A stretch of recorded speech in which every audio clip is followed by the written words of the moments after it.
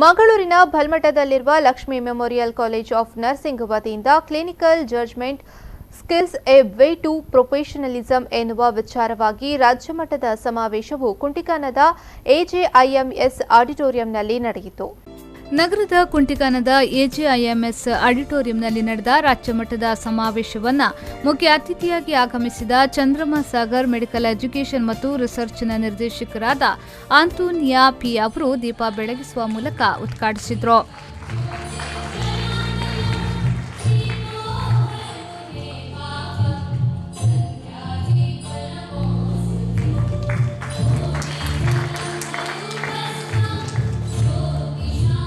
ಬಳಿಕ ಅವರು clinical judgment skills a way to professionalism ಎನ್ನುವ ಕುರಿತು ವಿಶೇಷ ಉಪನ್ಯಾಸ ನೀಡಿದರು.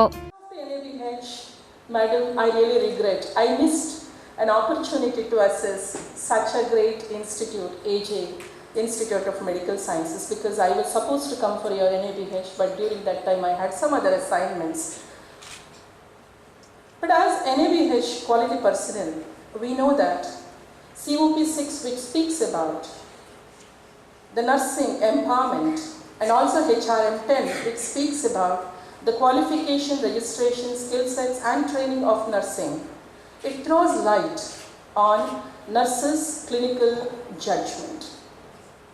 So, whatever may be the challenges, we are going to discuss it in coming days, coming sessions. That I want to keep it one side. But as she said, when she was unveiling the theme, very beautifully 2 points struck me. ಈ ಸಂದರ್ಭ Lakshmi memorial college of ನರ್ಸಿಂಗ್ನ principal doctor Larissa Martha Sams, vice principal Teresa Leonelda Mendonca, associate professor HOD Sandhya D Almeida, Subrahmanya Nayak, ಎಲ್ಎಂಇಟಿಯ ನಿರ್ದೇಶಕಿ Ashrita P Shetty, student organising secretary Vegas Lavita Joseph ಉಪಸ್ಥಿತರಿದ್ದರು. ಶರತ್ ಸಾಲ್ಯನ್, ವಿ4 news 24/7 Mangaluru.